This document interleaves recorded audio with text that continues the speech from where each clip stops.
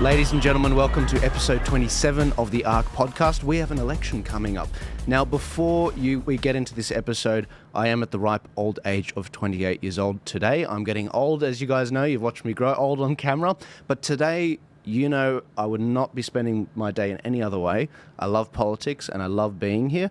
Today I have another party for you to show you, to see who's running in this upcoming federal election, presumably on the 17th of May, where things are going. It is the Family First Party, and fun fact about Family First, it's technically the first political party I joined back when it was with Cory Bernardi's party back in 2018. But before we get into that, I've got two phenomenal clips from the Family First Party that, in my opinion, are TV worthy. Check these out. I know you guys will enjoy them.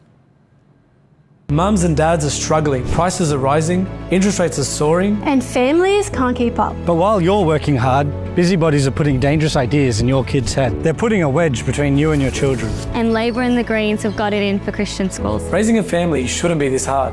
But Family First is on your side. They'll cut power prices, protect Christian schools, and stand up for family values. Parents matter and family is everything. That's why Family First will fight for yours. Vote 1. Family First. Authorised by Lyle Shelton, Family First Sydney. Women's sport has never been more popular, but now it is being overrun by men who are bigger and stronger. Your daughter shouldn't have to compete with biological men on the sporting field. You need Family First to end political correctness. Vote 1, Family First. Authorised by Lyle Shelton, Family First Sydney. Gentlemen, well done. That was one of the best political campaigns I've seen back since even the Cory Bernardi days. But so you're here for family, faith, and talking about energy as well and what's going on in LGBT sports. But before I get into those details, I've got Lyle Shelton here. Lyle, you are the leader of the Family First Party. Welcome to the show.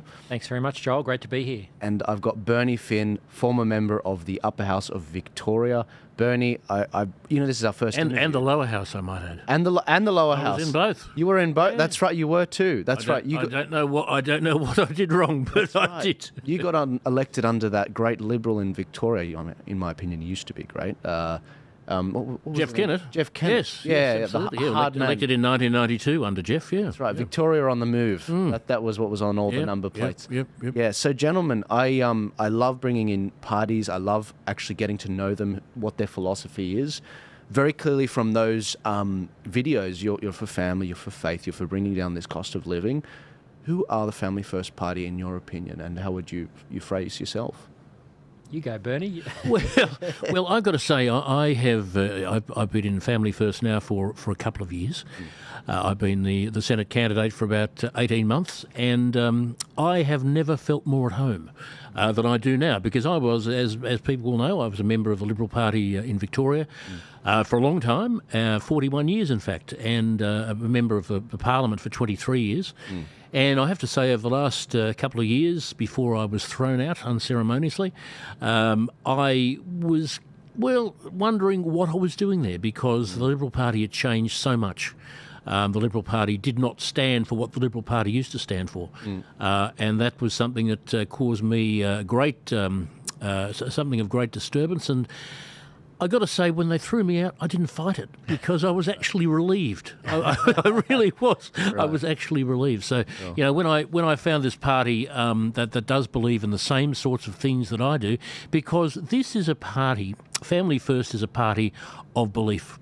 And we're not just talking about religious belief. We're talking about belief in things.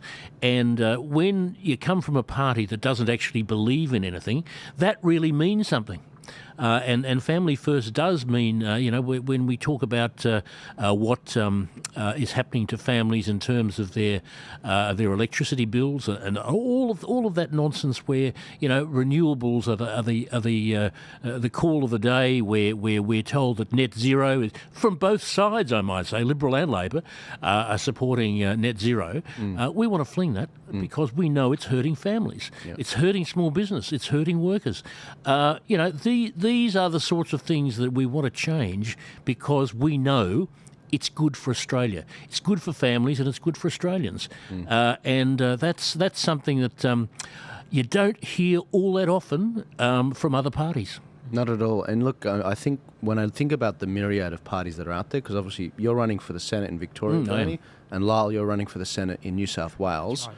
I can't think of another party that is more out there about like that. The issue that you guys are really trying to address is the indoctrination of kids in school. Absolutely. Rainbow Absolutely. ideology. In fact, Well, there is a war against children in this country. Yeah.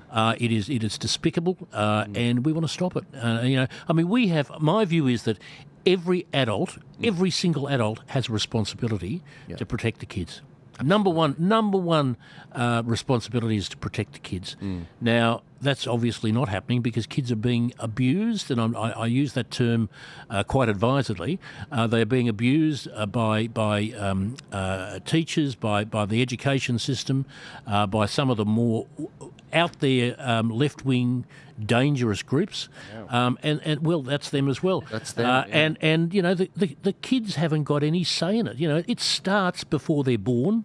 We have 90,000 babies killed in this country every year, which is just heinous.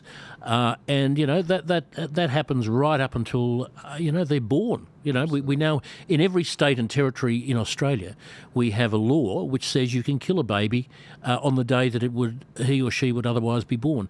That is appalling. That is appalling, and that leads to 90,000 dead babies every year in Australia. Wow. But then if there is a baby who is actually fortunate enough to get to birth, within days that baby is taken away from the mum and dad and given to a childcare centre, and mum is sent back to work. Now, what we want to do in Family First is to have a situation where mum or dad, I suppose, they can actually look after their own children. How's that for a radical proposal? Mum and dad looking after their own children. And that's what we want to do. If people want to do that, they should be able to do that. And it's wrong otherwise. To force people out of their homes, away from their kids, is just wrong. And then of course you've got kids going to kindergarten, 3 and 4 year olds. First thing they say, little boys, are you sure you're a little boy? Are you not a little girl? And the little girls, are you sure you are a little girl? Are you not a little boy? And this is the beginning of this whole gender fluidity nonsense that they go on with, and that leads to children being mutilated.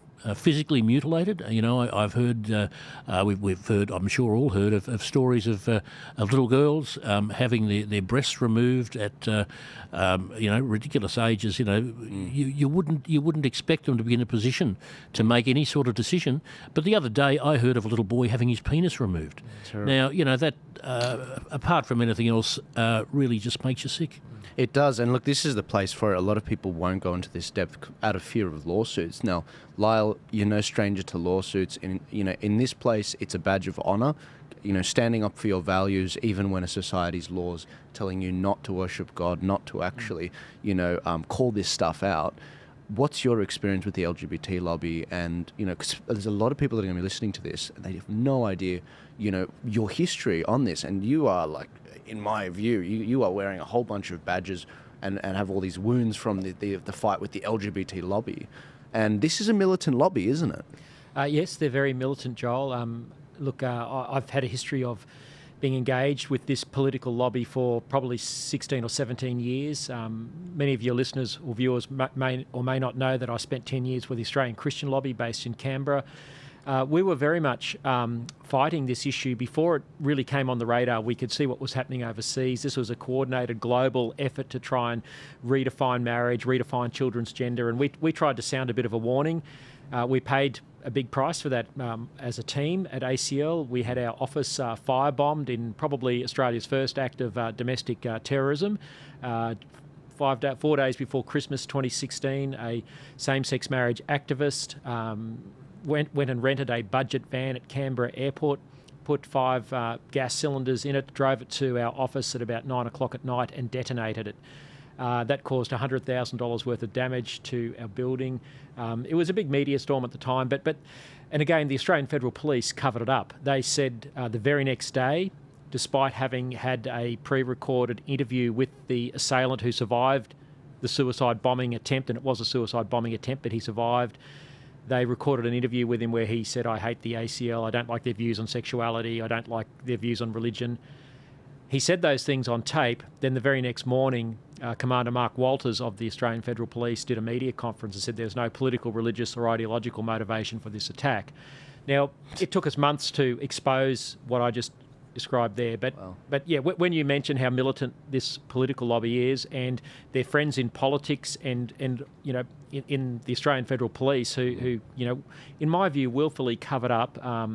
This was a scandal. So, yes, I've been fighting them for a long time because I think they're an existential threat to our children. They've degendered marriage. That's created injustice for children there. And then, as Bernie so well said, they've gone after the gender of our kids. And look, just finally, you know, on Monday, I'm back in court in Brisbane for 3 days as part of what has now been a 5-year legal battle with 2 drag queens who are suing me because I said that them reading to little children at the Brisbane City Council Library that they were dangerous role models for children because they promote gender fluid ideology and radical LGBTIQA plus sexual expressionism.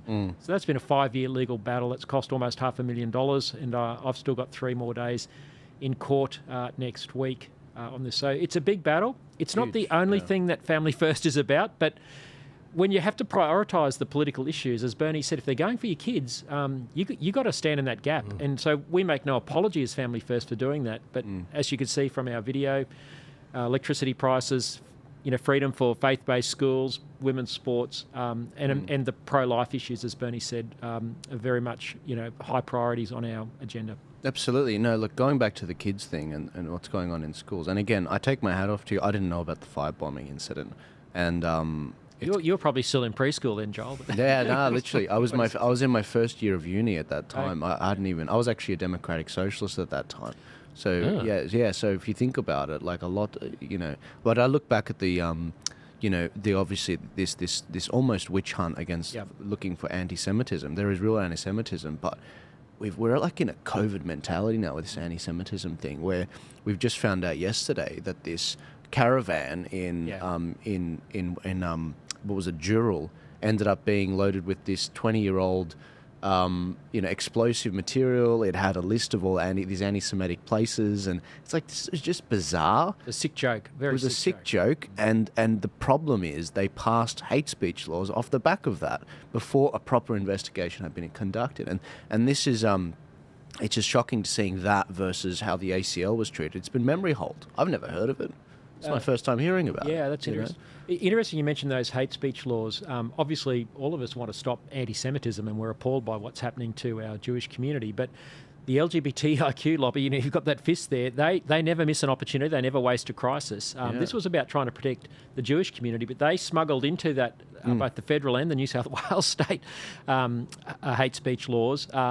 Further provisions to make it harder for free speech to have the sort of conversations we're having today about their agenda. So they got their agenda in on these so-called hate speech laws as well. So my audience is very, Bernie, you alluded to the kids' books and indoctrination schools. My audience is very familiar with a lovely mother from South Australia that I'm working with to build a tool where you put your school address in and it actually comes up with all the harmful books that are associated with it. Books like The Queer Chameleon, which teaches people, kids specifically, your very young kids, about the different genders, like moon gender and everything. You've got the, you know, Here and Queer, which I won't go into. No. You've got Grandpa's Pride, which kids go into. You've got My Shadow is Purple, presumably for a young boy. And then you've also got the pronoun book. You've got a little Muslim girl on there as well. And I think a lot of Muslims are waking up to this ideology. And then probably one of the more radical ones was the Welcome to Sex book, which I can't show the images on camera because this video will be taken off YouTube. But it's a very radical book in what it's showing kids. And these things, like if you go to the store and you want to buy Penthouse magazine, you've got a wrapping paper behind it. It's treated like cigarettes. It's behind the counter, whereas these books are accessible for kids at the ground level.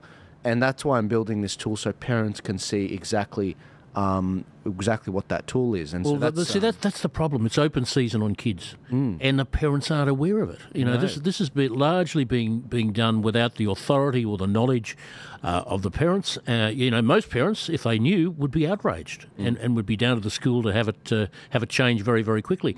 But there's a lot of parents have no idea what's going on in their schools, and when little Johnny comes home as little Janine, well, they don't know what's happened. You know, it's all very bizarre, and it is bizarre.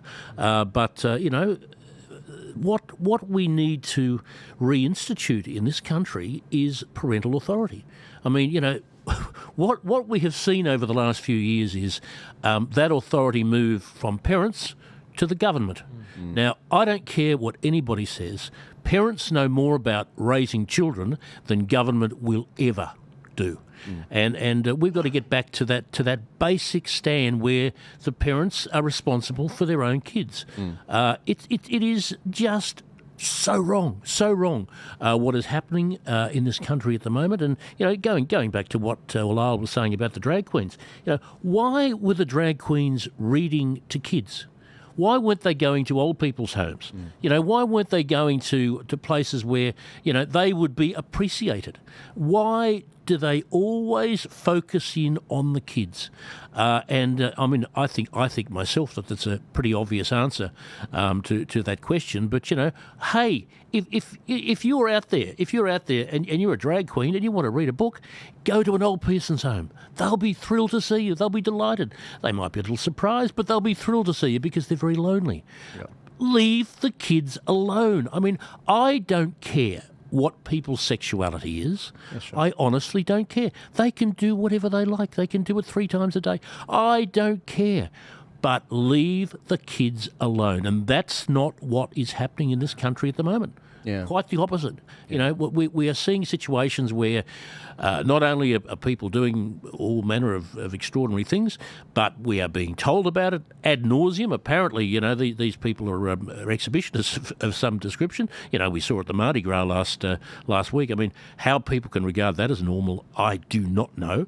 But, you know, what really concerns me is that kids are being dragged into this constantly. And they have got, you know, these are little kids as young as 3 and 4. And what hope do they have of coming out of this untouched? I mean, what hope do they have? And that's got to change. And that's the sick joke in all this, isn't it, Lyle? It's that, you know, the left don't have kids, they have your kids. And they fill it with all this gender ideology and everything.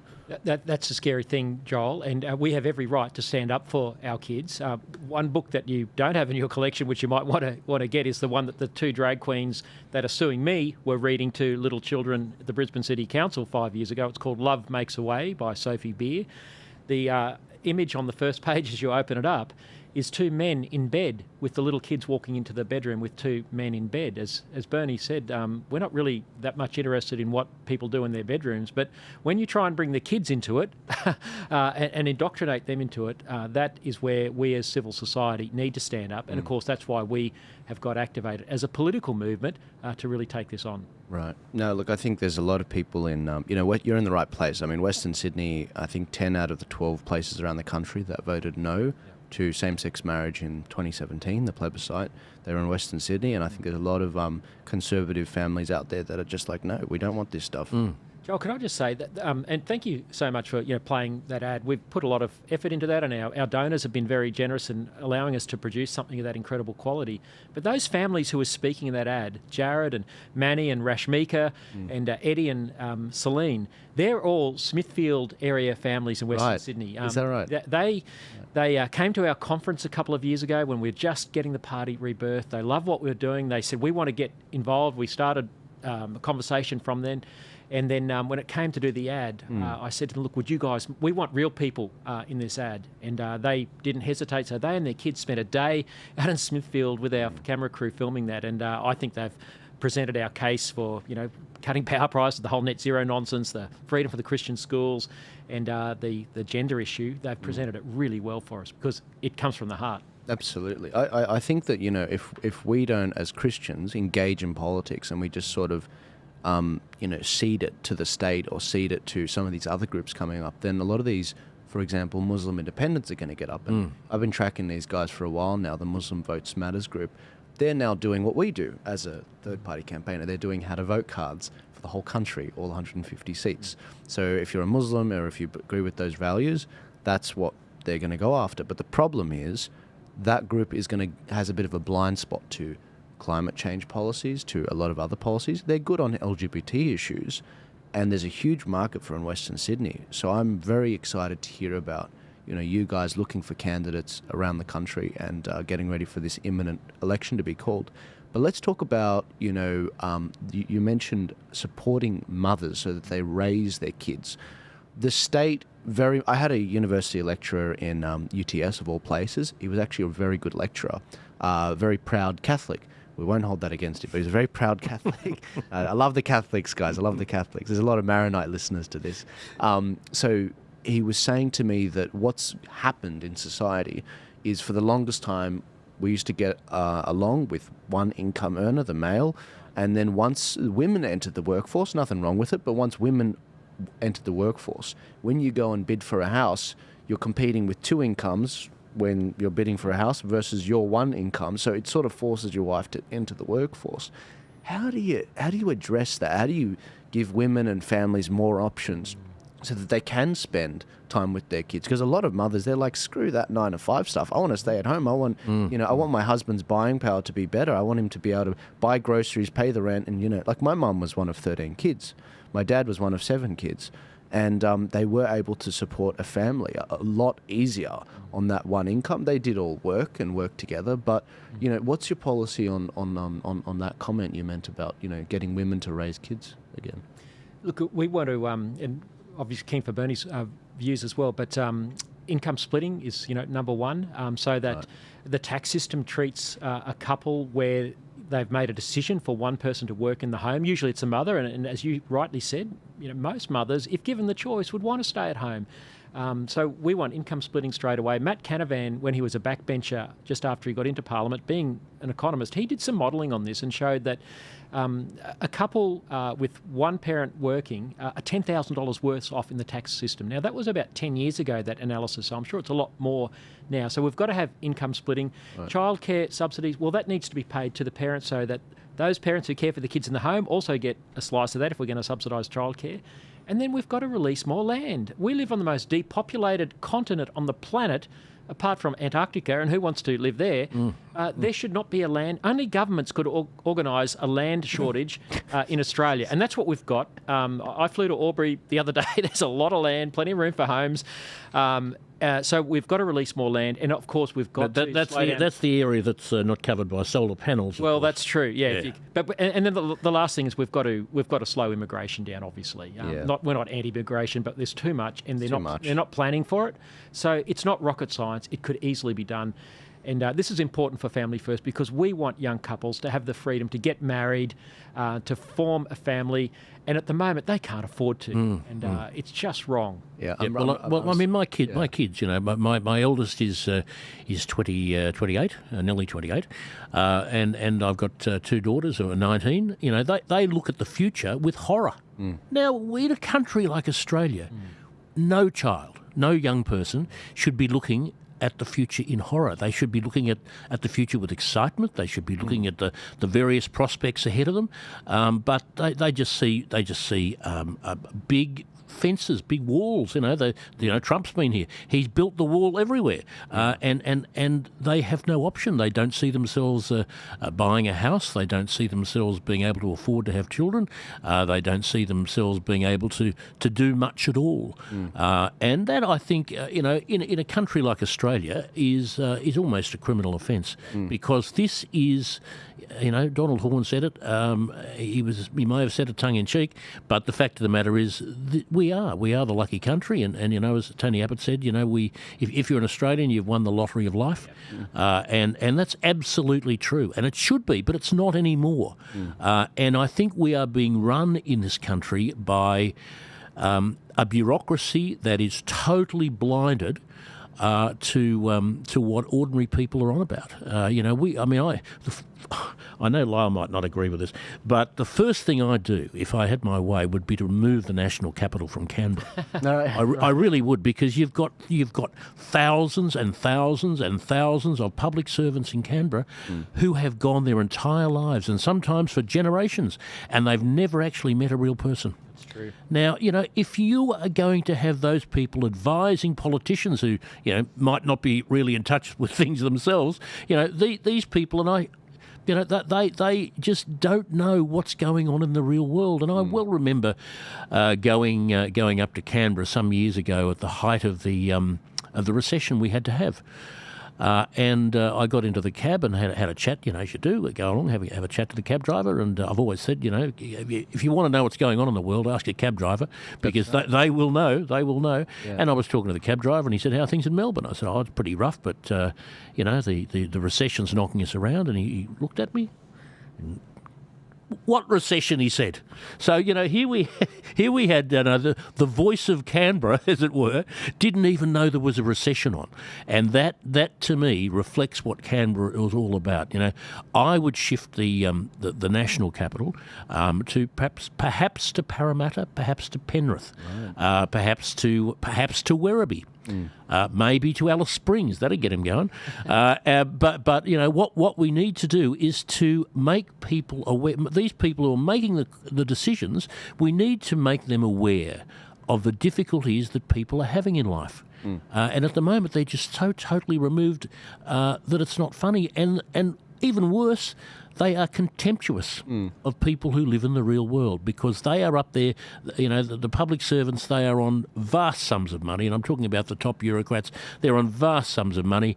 These senior bureaucrats, they're on more money than the Prime Minister, sometimes double what the Prime Minister's getting, and they are just off with the fairies, quite frankly, and we need to do something about that. I think as a matter of urgency, and I think Canberra is the single biggest mistake in the history of Australia. Right. We should never have shifted that away from ordinary people. I mean, to put it on a sheep station in the middle of nowhere, as far removed from ordinary people as you can possibly get, is just insanity. Right. I mean, is it any wonder we have the level of political incompetence and bureaucratic incompetence, for that matter, that we do, if you've got all these people calling the shots and they've never met a real person? Well, it is astonishing, because the data bears that out. I mean, if you look at the Voice referendum, which was a poll of the nation, only place that voted yes was Canberra. And the referendum was the same. The referendum was the same. Not the referendum, the Republic, rather. The Republic was exactly the same. Right?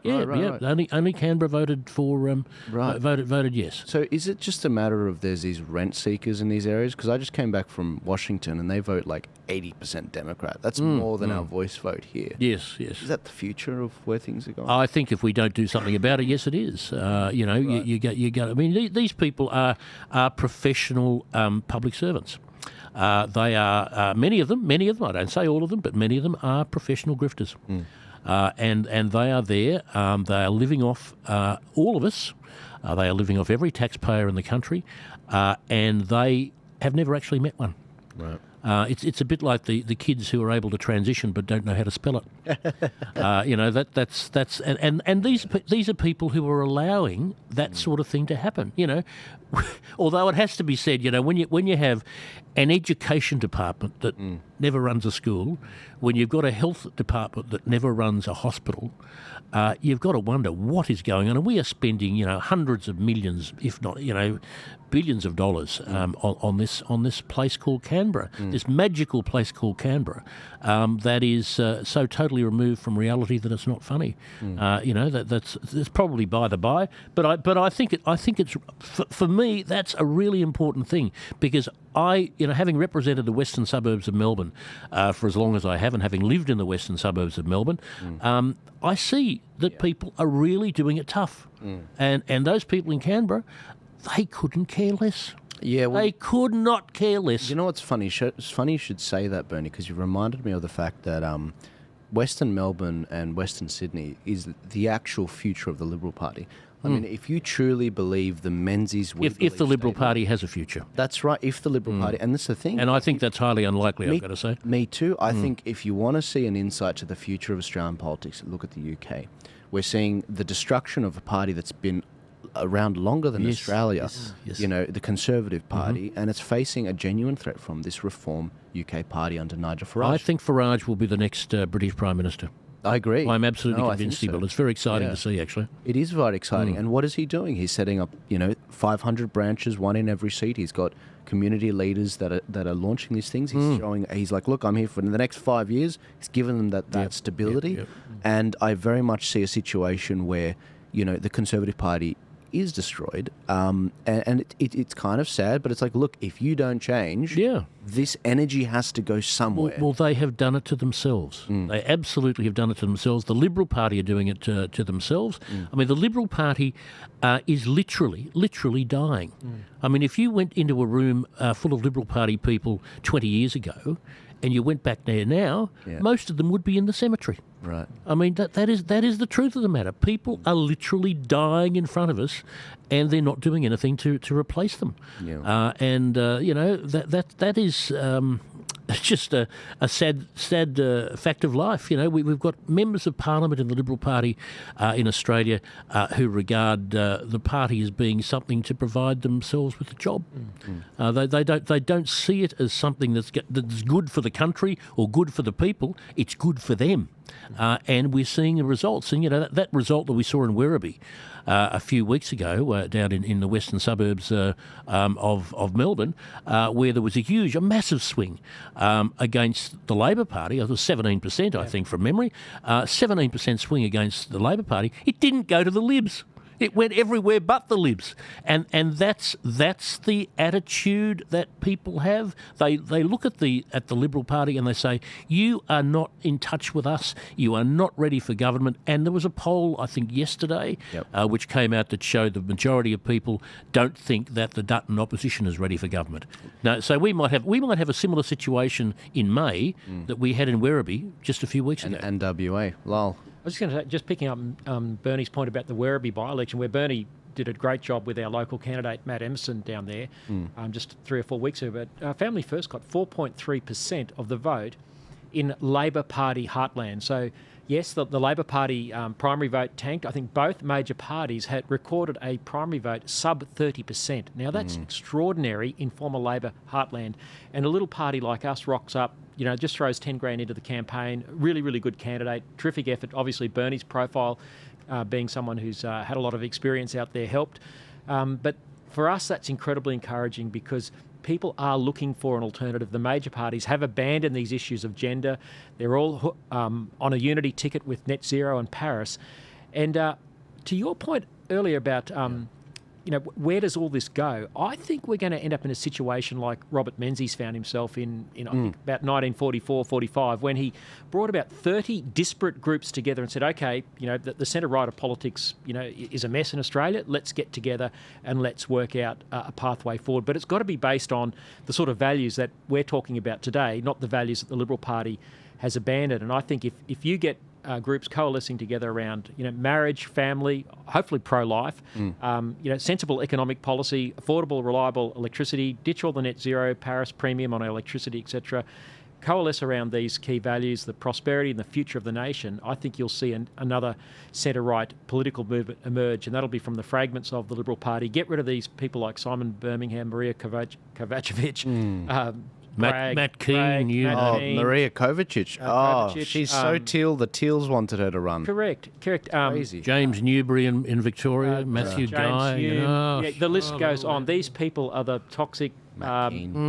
drivers. They're the tail that wags the dog of the Liberal Party, unfortunately. Yeah, I 100% agree. I think where things are going with these minor parties, because obviously it's a very hot topic. We've got the Trumpet of Cape Patriots, One Nation, Libertarian Party, the Heart Party, the Gap Party. There's so many parties out there. There's some of those parties I've not heard of. Me neither. Heart Party used to be IMOP, but I understand if people haven't heard some of these parties, and it's just like, okay, the candidates want some coalition to come together or some unity to come together. The volunteers, literally everyone seems to want to come together. So it very much seems to be pointing in one direction. And I do think you're right. It is going to be a Menzies-like situation. I think a lot of these parties, they're going to need to find a way to agree to a joint constitution so that they have a primary system, so that a lot of these fights happen in the party. If you are signing up members to the party, if you have 3,000 members in New South Wales and those 3,000 members want Lyle Shelton to run as the lead Senate candidate, then that should happen. And so I do believe after this election, I think it's going to be a devastating result. We'll both certainly shaping up that way. A devastating result for Australia. For Australia, I mean, if we have a Labor Greens government, that is going to be a huge blow for this nation. Look, a huge blow. My audience is sick to death of me talking about this. Not really. I mean, like these videos are gonna. What would you say? They're going to age quite well, like a fine wine.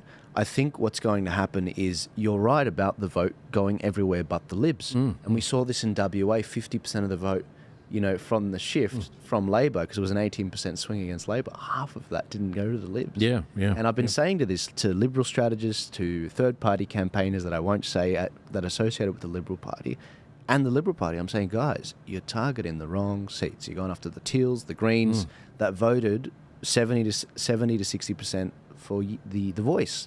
These places aren't yours. Go to Western Melbourne. Yep, absolutely. All the southeastern suburbs of Melbourne. These are places where real people live, and the Kooyongs and the Goldsteins. Give them away. It's gone, and move on to the reality of representing real people where real families live, with real issues, with real problems. These are this is, as you say, if the Liberal Party has a future, huge if. But if the Liberal Party has a future, this is where it lies. That's right. And that's what we're doing. I have spent the last 18 months travelling Victoria. And I was in Mildura last week. I was in Wodonga on Saturday. I was in Wangaratta the Saturday before. I'm having a ball, I've got to say. I'm just going around and I'm talking to real people about the issues that affect them.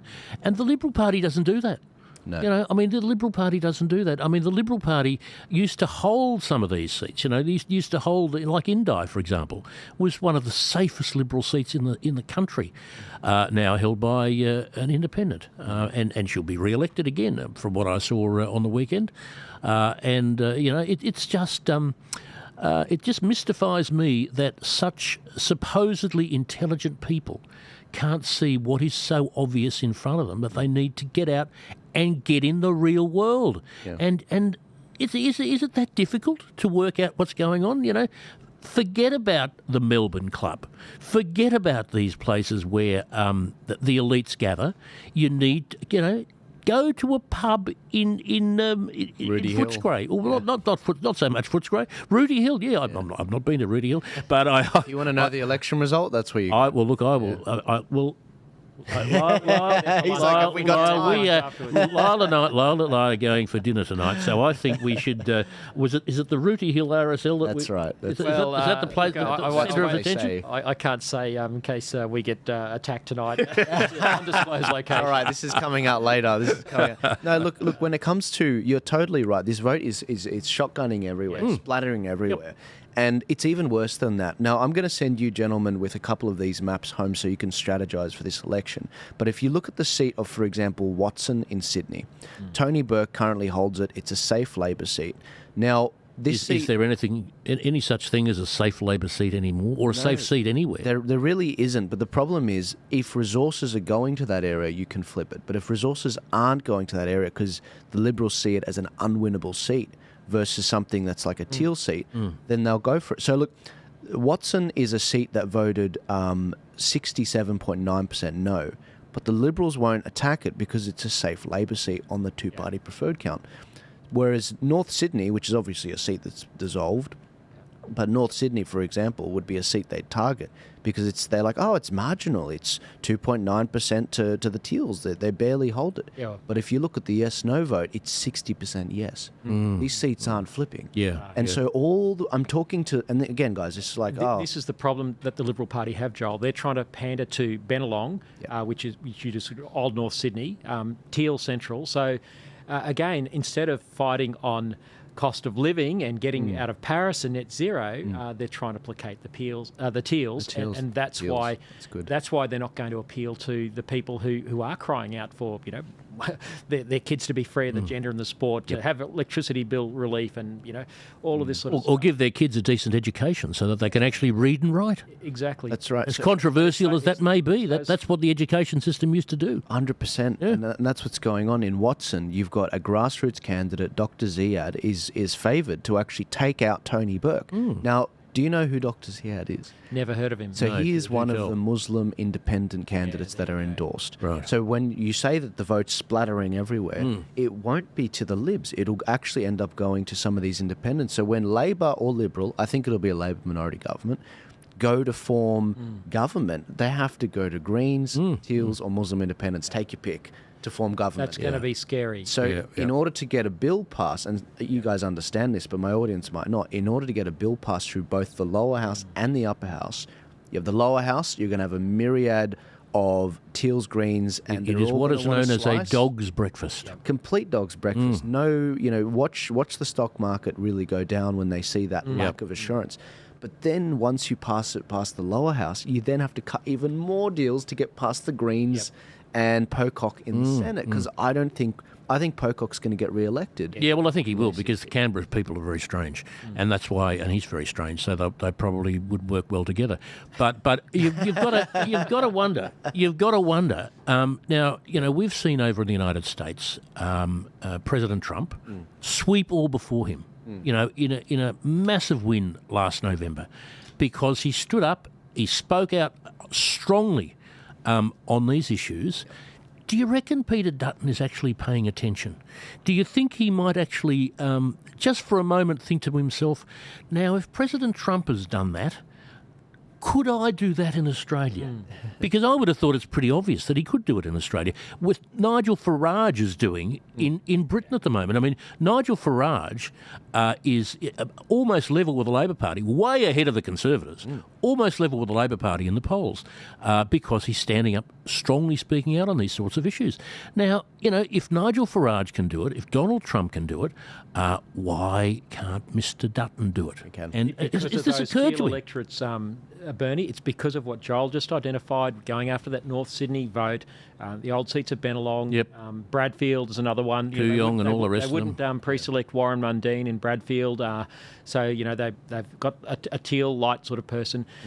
Joel, just with that map there, one of the seats that you've got highlighted, or just near above the seat of Fowler, where Dai Lee is the seat of McMahon. Yes. Now, we were planning to run Jared, who features on that ad, in the seat of McMahon, but we've been in discussions with Matt Kamanzuli, an independent, a former Liberal Party operative who's tried, like many of us, to reform the Liberal Party and failed, and now is doing his own thing. But for the same dynamics that I think you identified in Watson, he's identified that there's an opportunity to target Chris Bowen. Yes. And so we had some discussions with Matt, and we've decided not to run a candidate in McMahon. Now, that doesn't come without cost for Family First, because what little research we are able to do has identified that seats like McMahon are a happy hunting ground for Family First, because it's young families, and we want to try and get our 4% to keep building our Senate vote to help Bernie and I, etc. But we've decided not to run in McMahon in the national interest, because we think Matt Kamanzuli has a better chance. He's got some money behind him. He's independent, no party brand. So in order to help maximise his primary vote, we've agreed to withdraw from that. And I know the Libertarians have as well, and kudos to them for that. And I think, your audience and many who I know watch podcasts like this are wanting to see cooperation and unity. Look, are we perfect in this space? No, but this is one thing where it became very clear to us we should do something in the national interest, because we'd love nothing more than to see Chris Bowen tipped out. What a marvellous thing. With respect, and again, you guys aren't Matt Kamanzuli, but I'm not running in these elections. I won't be running. Matt Kamanzuli, if he's got that, that concession from you guys, if I was Matt, I would be doing how to vote cards that have, either you or the Libertarians as the 1 and the 2. And so, as a thank you, basically saying, look, we would love it if he'd do that. And look, that's up to him, I guess. But look, I think we'll do what we can to sort of share resources and help each other. And that's the sort of spirit that we enter into this. Sure. This is for the national interest. Better yet, they should hand out Turning Point how to vote cards, because you know that they will back conviction candidates in the area, but for the Senate. And look, and that's the thing, we need a myriad of tactics with this. If I was to look at Donald Trump, because I've obviously just come back from the US, I'm trying to dissect how did they do what they did in 2024.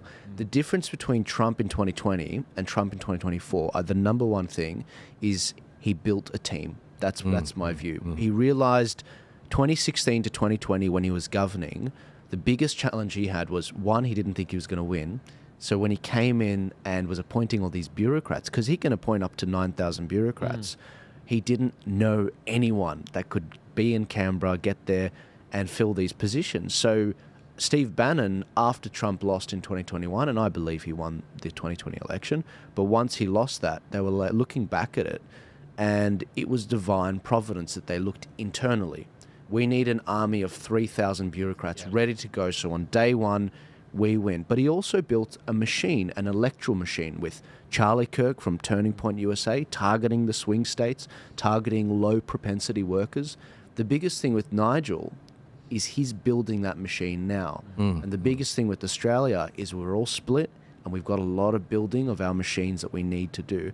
But I like where things are moving. I like seeing, these coalition tickets being announced. And I think that all these freedom parties, if you were to combine their manifestos, there are conflicting things, but it's generally the Menzies We Believe statement. And I think you guys will write, at one point, you will write a constitution and a what we stand for. Well, let's see what happens, Joel. Look,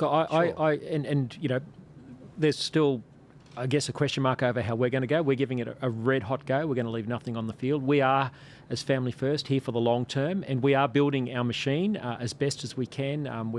We're investing heavily in supporter acquisition, and getting, we're growing at the rate of about 200 supporters a week. We've got about 7,000, 8,000 members around the country. Fastest growing political movement in the country. 47,000 supporters. And so.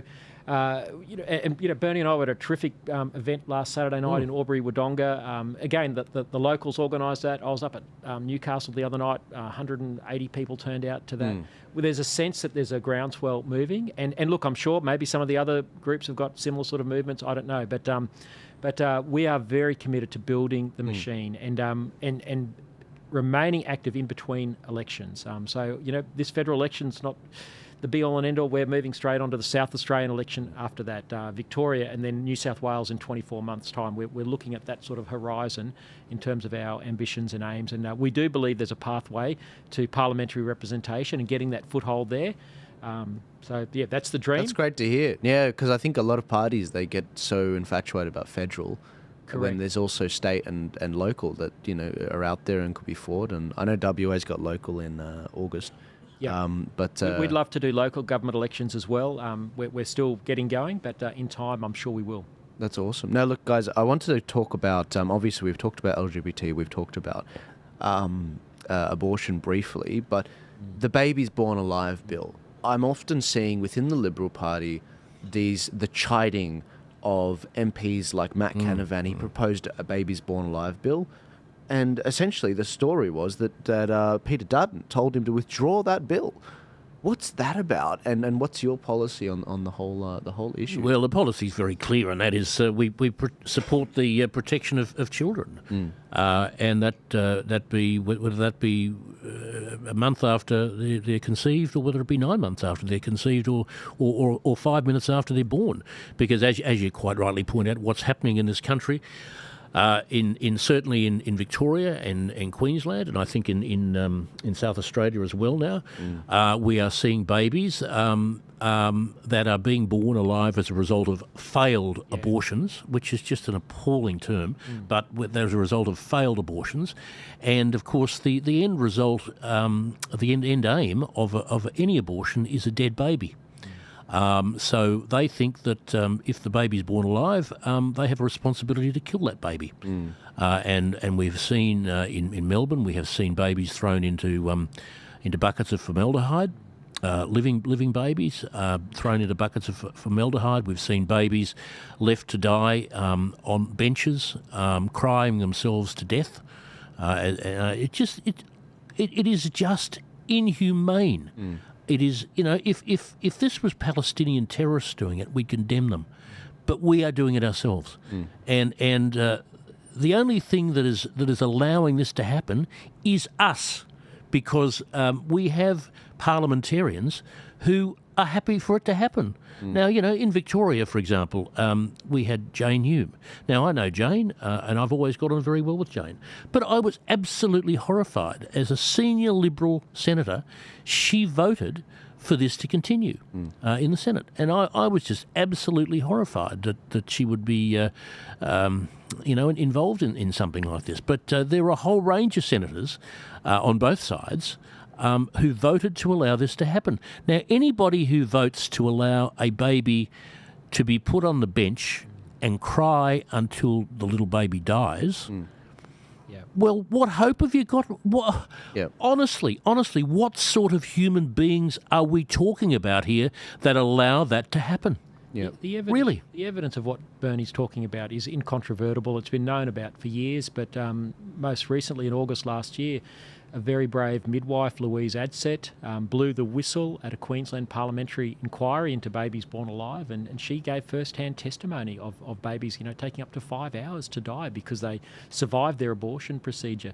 And then in the aftermath of that, as people like Matt Canavan and others found, renewed impetus for the Born Alive bill, which is originally introduced by George Christensen, Peter Dutton tells the party room in Canberra, you are not to talk about abortion, and I don't want any culture war stuff. This is briefed out to the 9 newspapers, not refuted, and of course all the Liberal people go quiet. I mean, Menzies, this is not the party of Menzies anymore. No. And then of course before Christmas you've got David Crucifeli, who campaigned on a unity ticket with the Greens and the Labor on late-term abortion. He said there'll be no changes if I he said that 12 months before the election. All these pro-life people, Christians even, went to the election joined at the hip with David Crucifeli on abortion to birth. And then the first thing he does, as if this is some matter of public importance, they get elected in October, first parliamentary sitting, he introduces a gag motion where no one in the parliament is allowed to talk about abortion for the next 4 years. And that passes with the support of at least 20 or so Christians and pro-life people, people that I've met and known over the years who have been at pro-life rallies and fundraisers, all putting their hand up to vote for a gag on talking about the horrendous things that Bernie's just described. Well, I tell you what, if it's a good thing that I wasn't a member of that government, because I would have crossed the floor. I would have voted against it. They would have thrown me out. I've absolutely no doubt about that at all. But the fact that they did throw you out. Well, they threw me out there, but that was Victoria, though. But the Queenslanders would have had a go as well. But this is just disgraceful. This is just disgraceful. The only thing that stops Menzies from turning in his grave is the fact that he hasn't got one, and that is Sir Robert would be appalled at Liberals doing that sort of thing. Yeah, he would be absolutely disgusted. So they gagged debate on this topic, and by the way, there's a lot of women listeners to this podcast. 66% of my podcasters are actually women that listen to this. It's not young men, and a lot of them are thinking, oh, here we go, men talking about abortion. Yep. Guys, we haven't even started on the abortion topic yet. No. This issue, as explained to me by an expert in this area, she was saying to me, Joel, this isn't abortion. This is when a baby survives an abortion. This is infanticide. This is infanticide. It's like she was saying there's a grey zone legally. We don't know. Legally, doctors are like, we don't know. We need some legal clarity around this. Do we provide health to the child to help them if they survive this, or do we not? We just want clarity. And all we've got is cowardice from Labor and Liberal, who are the governments. Yep. And the big problem here is don't view it from the abortion frame. This is a very different debate to be having. Well, it seems pretty clear to me that if you have a little baby in front of you who is screaming, and you know that he or she will die within the next few hours if you do not give that child support, some nutrition, some warmth. If that is a difficult decision to make, you got problems. I mean, nobody with any half sense of decency would think anything else but to support and to help that child. Surely. Joel, can I just say to your female listeners who perhaps might, for good reason, perhaps have doubts about three blokes talking about abortion, I'd encourage your listeners, your viewers, to go and just Google Louise Adsett and late-term abortion and just watch this midwife. And she's a mum as well. She's in tears as she's describing what's happening in our hospitals. And these are not outlying incidences. They happen regularly. And I guess the other thing I'd say is, I've had the blessing of being a dad. One of our children, died in utero. That was a deeply sad thing for my wife and myself. And I know lots of people have had tragic experiences, not Robinson Crusoe there. But there's no doubt in my mind, when we saw our children on these ultrasound machines, it wasn't a clump of cells, which is what we were told in the 80s when I was a teenager in the abortion debate. So, this is a debate that's been built on lies, and we need to have a proper discussion about it. Yes, it's emotional.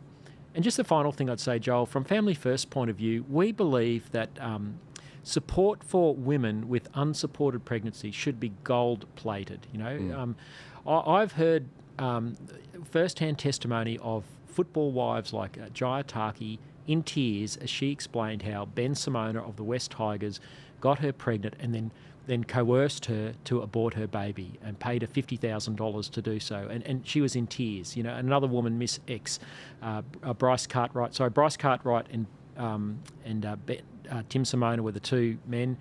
Jaya Taki, Miss X ended up committing suicide. Both of these women were coerced into killing their babies. There's another side to this debate that doesn't get the airtime it should. Yeah, absolutely. And look, there's a lot of great organisations out there like Love Australia, Jodie from Love Australia, who I've been to their events before, their balls that they do. But the other crazy thing is we talk about, we need to have a debate on this. Debate's getting gagged. And to make matters worse, my understanding is, and correct me, you guys would probably know better, they stopped taking statistics on how many kids this happens to. Years ago, yes, they did, and that was very deliberate because they knew that the public would be outraged if they knew the sorts of numbers that we're talking about, and we are talking about over 90,000 babies being killed in this country every year. Now that is horrendous, and I should point out, Joel, while I've got a moment, that in my experience, and my experience in the pro-life movement goes back decades. The overwhelming majority of people in the pro-life movement are women. And the overwhelming majority of leaders in the pro-life movement have been women and continue to be women because perhaps they feel a stronger connection to the babies than the blokes do. I don't know. But that is a fact. You just can't get away from that fact that it's the women who are leading the pro-life movement and always have. And a lot of them, I mean,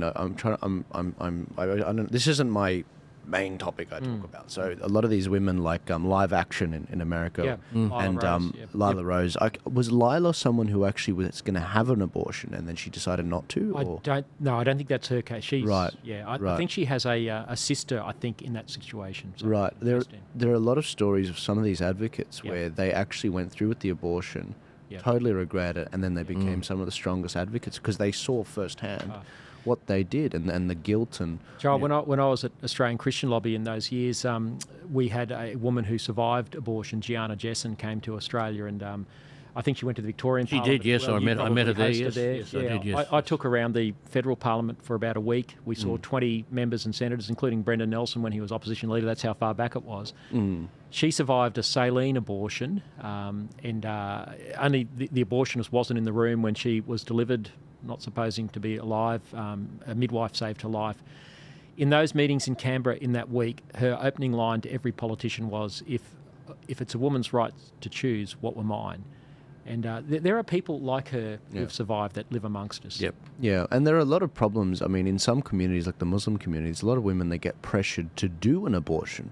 It's like, well, where are the feminists now? Yeah. Where are the ones saying, hey, there's this female, she's come down with a female child in her belly, and she's being forced by her husband to go and get an... That's not Australia. Sex selection, abortion. Yep. I mean, it's such a regular event that people just accept that it happens now, and it's so wrong. I mean, there was a woman some years ago who did it was, I think, over 100,000 a strong survey throughout the world, and she came to the view that the greatest reason for depression in the world is in fact abortion. 10% of all depression in the world is caused by abortion, and that's women who have had an abortion, and many of them are forced into it. They don't want an abortion. Most don't want an abortion, but they are forced into it. And I recall, and I'll tell you a story here that still freaks me out to this very day.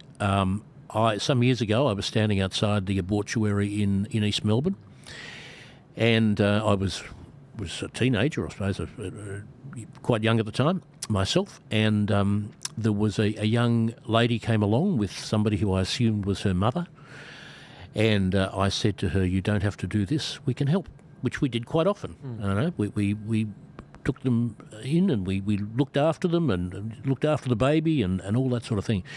And I said to this young lady, you don't have to do this. We can help. And she took a couple of steps toward me. I could see on her face that she wanted to talk.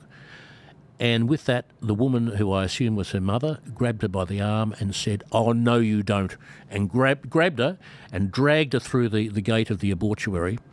And the thing that continues to haunt me to this day is the look on that young lady's face. Wow. As she looked back at me, and there was nothing I could do to help her. Yeah. There was nothing I could do. And, I don't know what happened. I don't know what happened to her. I've got a fair idea that, her baby was killed that day.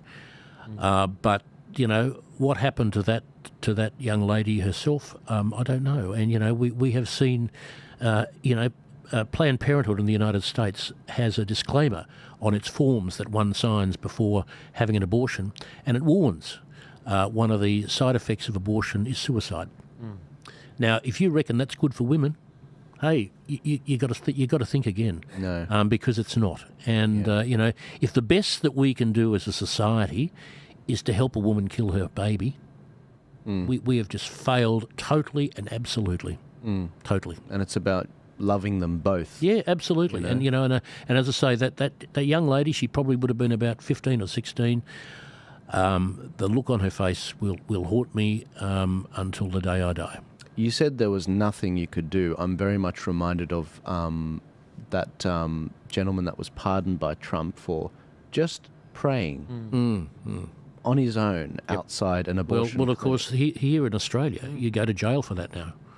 Right. That is against the law. Kathy Clubb and Graham Preston lost their cases in the High Court. In Victoria was that? In Victoria, but it's the same in New South Wales. It's the same in Queensland. Yes. If you even stand outside and pray quietly to yourself, you will go to jail. It's crazy. And the High Court. I mean, the High so much for free The High speech. Court has upheld these laws. Yeah, They allow Bob Brown to chain himself to a bulldozer in a forest. You can't pray outside. Cannot stand outside an abortion clinic and quietly pray to yourself. Yes. You can't do it. Otherwise, you will go to jail. Much less offer help to somebody who might need it. Yes. I mean, what is going on in this country? If you offer help to somebody who wants it and needs it, you will go to jail. Yes. A lot of people. What is going on? They don't realise that. It's like, Joel, why do you like politics? It's like politics is people. Yes. Politics is this is a noose that is closing, and you have to keep tabs on it because it can get out of control. And I don't think people understand that the legal nooses that have been arranged for us, these laws are legislation. Legislation is made by politicians. Politicians are you guys running. And if you don't get involved, if you don't pay more attention to your vote, don't be surprised when you can't see your child or you can't save your child. Yes. And so the harrowing words that you've just said is, there was nothing I could do. And that's what's insane about this whole thing. We've been snookered.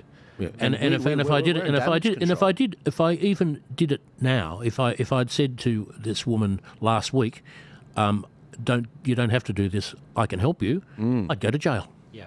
Just for offering help. Yeah. Exactly. And so we're in damage control. It's like this train has gone so far down the track.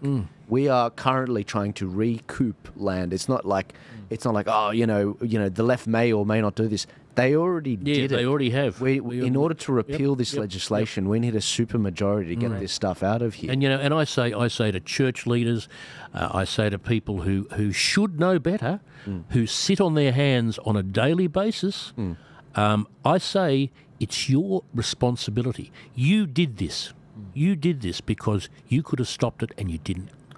Yeah. It's not just it's those issues of conscience around praying outside abortion clinics and offering help, as Bernie just so wonderfully described, but it's also the so-called gay conversion therapy laws, which have been passed in Queensland, the ACT. Well, Victoria was the first one. Victoria's the first. And the Victorian ones, which the Liberal Party went to the last election in lockstep with Dan Andrews, will jail parents for up to 10 years if they try and stop their child from going to a gender clinic to have themselves injected with puberty blockers. How any Liberal could support this? It was a bipartisan policy at the last election. So these issues of conscience, freedom of speech, freedom of religion, this is why J.D. Vance's speech to that Munich conference the other day was so important, because Australia has got all of these same anti-freedom laws in place that Vance was lecturing those smug Europeans about, and he was warning them. He was saying, why would we come to your defence militarily? You don't even uphold the values of freedom of speech. Australia's in exactly the same basket, and that's why I'm going back to court next week, because of these sort of laws. Why my friend Kirralie Smith, who had the police turn up on her doorstep, gave her an AVO for calling out blokes playing in women's soccer. Sal Grover going all the way to the High Court for her freedom of association in the Tickle versus Giggle case. We have lost our freedoms, and your passion for politics is the same as ours. We're in this because we've lost the things that the Anzacs fought for. And any politician who goes to Anzac Day next month and claims to be, honouring those who paid the ultimate price for our freedoms, and then doesn't lift a finger to stop these crazy laws which stop Bernie's and my and Sal Grover's and Kirralie's freedom of speech, then they're not worthy of the Anzacs legacy. Yeah, and that's the thing. It's like all that's necessary for evil to succeed is for good men to do nothing. It's like, guys, if you were waiting for a moment to enter the ring, now's the time. Well, it's the ones who are a long in the time ring. ago. It should have happened a long time ago. In the ring that won't lift a finger to stop these anti-freedom laws. And this is why we're in the game, because we have to build a political movement, because what's there doesn't have the will or the courage to honour the Anzac legacy. A lot of people, they think, a lot of these politicians they're not beyond saving and we can actually get to them. Let me teach you guys something about politicians. Politicians are like gloves. Now, they will either be held, they will either be filled with their own values, which they will execute their vote in accordance with their values, Christian values, whatever values, or they will be filled by other people's values, other special interests. Maybe they're getting kickbacks from something. But what you guys can do, even if they don't have their own values, is they fear numbers. They fear a threat to losing their seat at the table and their $200,000 every year plus benefits. So if you are rallying behind freedom parties, if you are rallying to actually kick them out of parliament, they fear that. If you can get them to be a marginal seat, they will start to answer your calls and emails because they need to win your vote again. And that is why I do what I do in exposing the voting records of many of these MPs. And I think that when it comes to Australia, we have vacated the field. That's why the blood of the Anzacs is being poured into the gutter. That's why. And it's all a facade. All of it is a facade. Albo rocking up with a bouquet of flowers to commemorate the Anzacs. It's all a facade to put on a great front. Yep. And you guys are sick of it. And, mate, sick of it. I have had a gutful, a total. I have had enough I have had enough years ago, and I've got to the point now where I'm in a position where we might actually be able to do something. Because I wasted a good portion of my life in the Liberal Party. I spent 41 years in the Liberal Party, 23 years of those as a Member of Parliament. It was a total waste of time. And I want to now, with the time I have left, before the good Lord calls me in, I want to do something positive. I want to do something that actually will be good for this country. And Family First is the place to do it. It really is. It's home. It's home for me. We're so proud to have someone of Bernie's calibre in the party. We are fledgling, but 2 years ago when he contacted us and said he wanted to get in the fight with us, we couldn't have been more pleased to have him. And I'd love nothing more than to see this man on the Senate crossbench after this May election, and I'd love nothing more to be there with him because I think he could bring a revolution of common sense to Canberra, which is desperately needed. The system needs shaking up, and you've seen the will and the passion here. It's what we need. No, I think. Can I tell you just one thing, Joel? And that is, if I get to Canberra, they're going to know I'm there. They will not be able to ignore me. Because I am not going to let them. Yeah. No, look, I want to see that. I want to see that, Bernie, because I know you've. I've seen you operate off the cuff, and it's a skill. It's a skill, and it's partly you're born with it as well. I can sense that fight, and so I see that, and I'm like, hang on, I want to see Bernie. You should have heard the auction at Wodonga last Saturday night. he got blood out of stones. Really, that was a tough one. The auction. Did you wear the cowboy hat and go? No. He told them very early in the night, take a swig of your wine, and I'll be back later. The key to a successful auction is to get the audience as drunk as possible. All right, I'll keep that in mind. Look, gentlemen, you're welcome back anytime you like. I feel like we've sufficiently covered the core issues that you guys are attacking, and I think there's some great moments in here, and I'm excited to get it out there to the audience. And I just want to take my hat off to you guys. You both don't have to be doing this. You know, Ben, Bernie, you've alluded to the fact that you're closer to retirement than the start of your career, and you don't have to be here. You don't have to be doing this. You know, you should be looking at moving up the coast, as you told me. As I've often said, although this week I'm glad I wasn't. That's right. Yeah, exactly. That's right. Riding into the sunset after the cyclone passes. And you too, Lyle. You know, I mean, no one should be spending some of their hard-earned money that should be going to their family on these lawsuits for my values, for your values, for all of this stuff that we took for granted previously.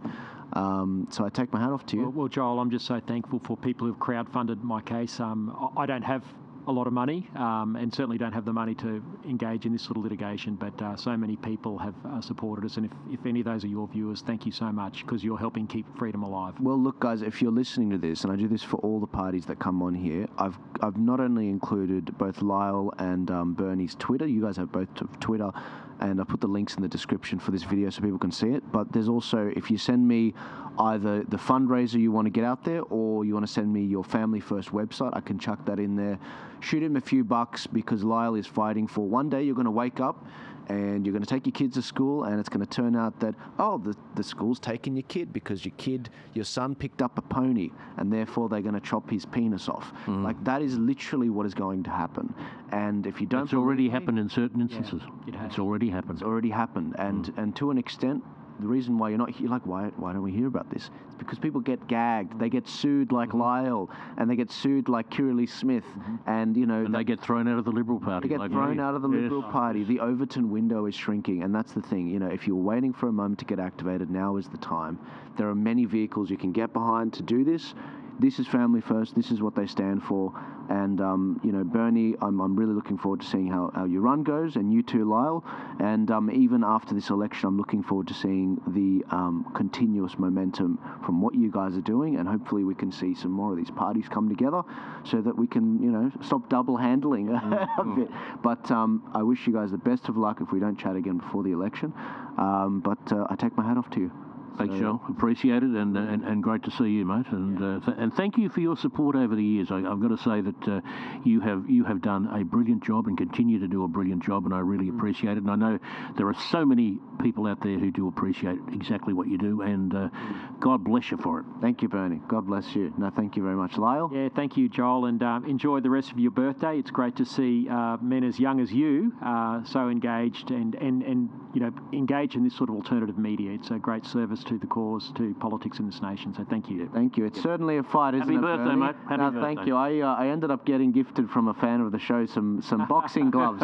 You're gonna like this, but they know me too well. They put some eyebrows here, so when you're wiping the sweat off your brow, you just can see. The older you get, the bushier they'll get. Joel, take it from me. I really don't mind them. I like them. They're a gift from my dad. They're a reminder of my heritage. But this is a fight. This is politics, and I think that's why they gifted me the boxing gloves. But ladies and gentlemen, if you want to support these gentlemen, click the links in the description. If you want to support this show as well, there is a Buy Me a Coffee. Become a member. Join our monthly live streams with just members, where I share a bit of how my US trip went and how other things went in the past, my relationship with Bishop Murray, for example, and other things that happened behind the scenes.